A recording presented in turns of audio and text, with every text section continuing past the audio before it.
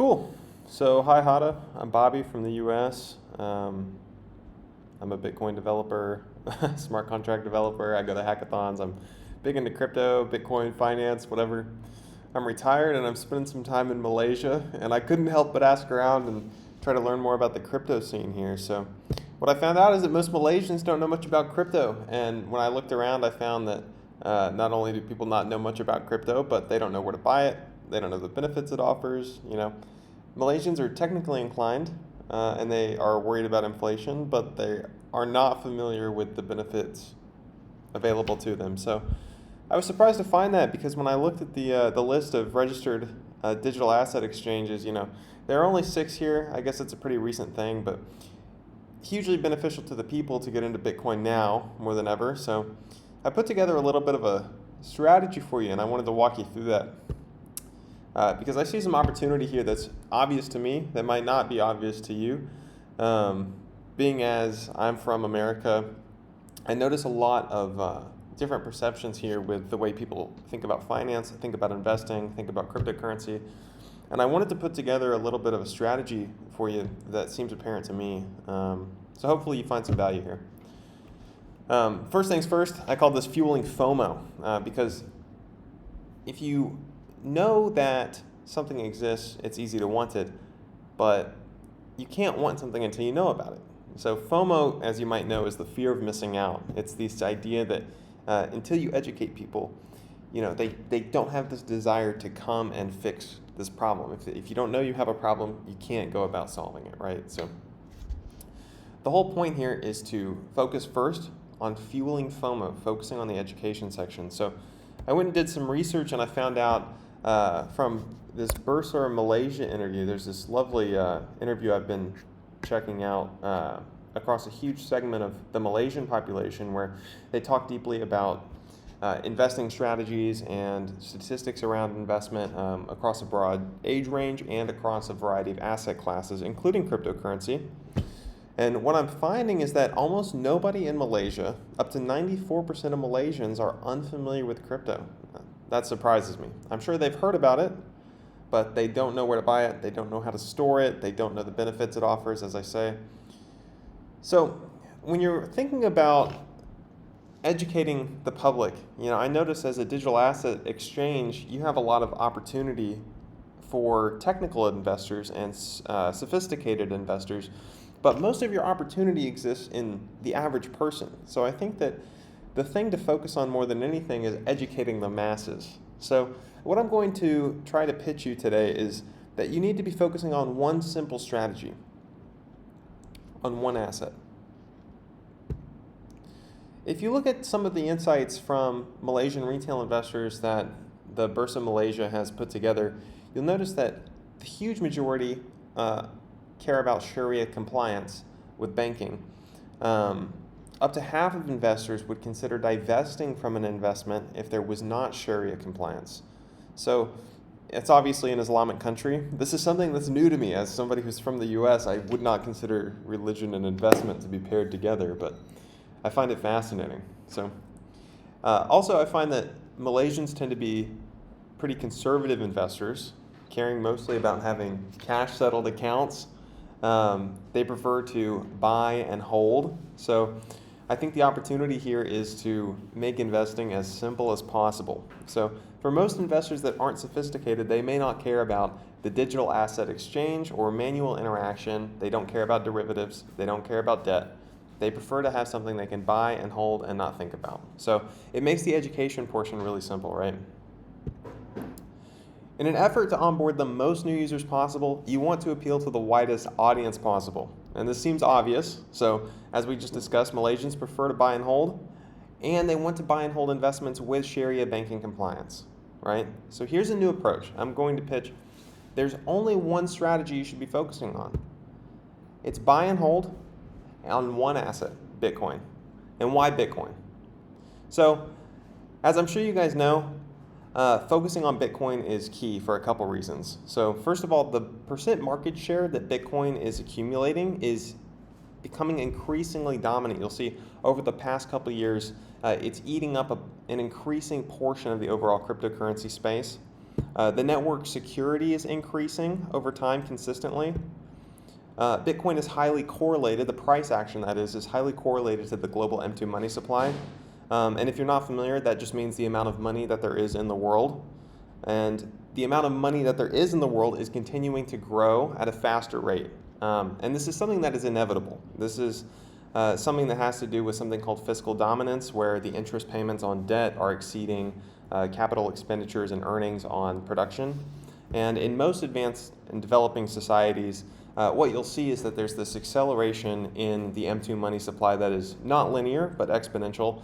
So as you continue to move forward in time, you're going to see a continually accelerating rate of the M2 money supply, and therefore also a continuing valuation increase in Bitcoin. Malaysia is no different, of course. This is the Malaysian money supply over the last couple of years. And as you can see, it has hugely increased. It looks like something like 20,000 million up to about close to 200,000 million. So quite a jump there. And what you're starting to see now is Bitcoin is being hoarded by nation states, by sovereign wealth funds, and by investors as an escape from the fiat system. So there is an increasing trend of nations that are building strategic Bitcoin reserves. So as this trend continues to take place, you're going to see treasuries divest from conventional assets like foreign treasuries, from gold holdings, and into Bitcoin, simply as a necessary divestment, but also because Bitcoin is a limited supply asset, and it's analogous to something like oil in the sense that it cannot be created artificially. So the scarcity will drive demand at an exceeding rate as well. So here's the pitch. If we're focusing on one demographic, Malaysians, using one strategy of buying and holding, and focusing on one asset, which is Bitcoin, I propose you make the Islamic Bitcoin Bank of Malaysia. Use your current tools and technology, fork it, give it a new name, and focus on the masses, right? If we just give it this name, there are a few advantages. First of all, a bank is conceptually simple. It lowers that educational burden. It makes people understand all I have to do is put money in, and I have Bitcoin exposure. That's great. It clearly encourages Malaysians. This lets Malaysians know that this is not something that is produced in Singapore, not produced in China. There is no threat of an external actor working against the population. Focusing on Bitcoin, as I said, simplifies the education. So I noticed that as a digital asset exchange, you're focusing on a broad spectrum of assets.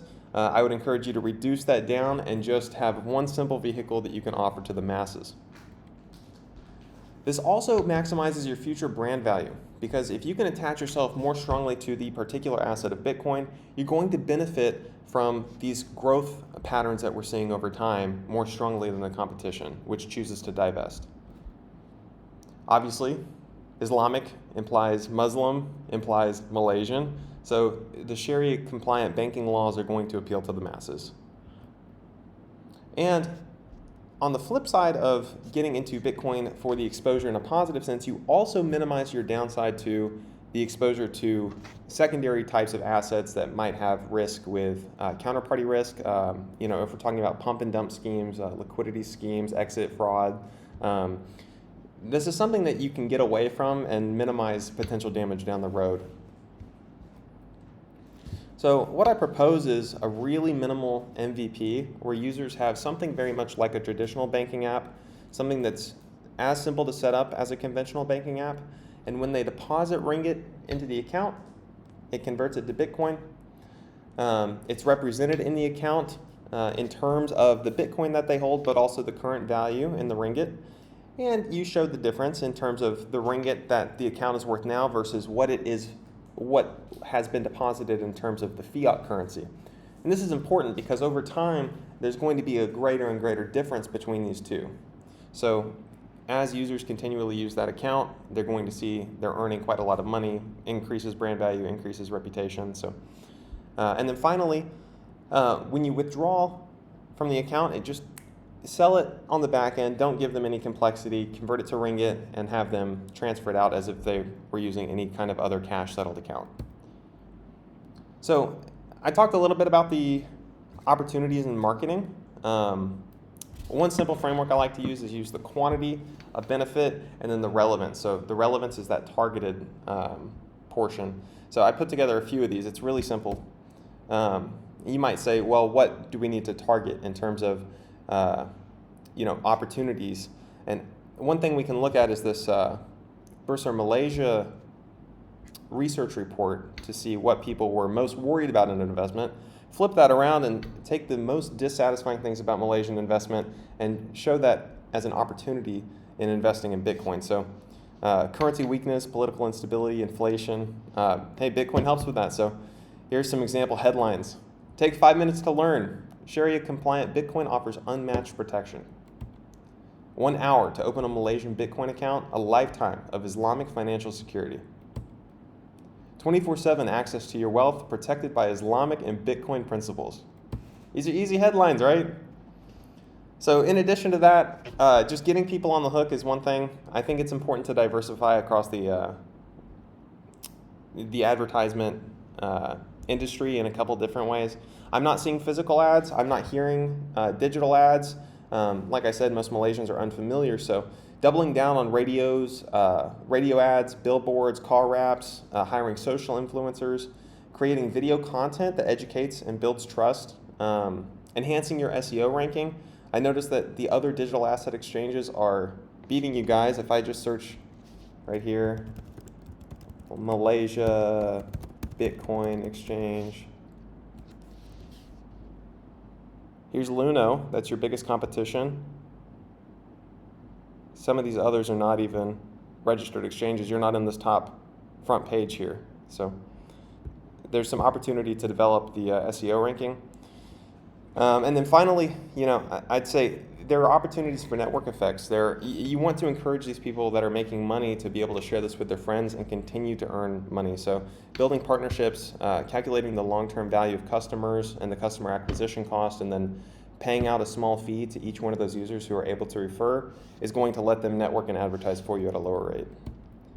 A couple other things we could talk about in terms of something beyond the MVP.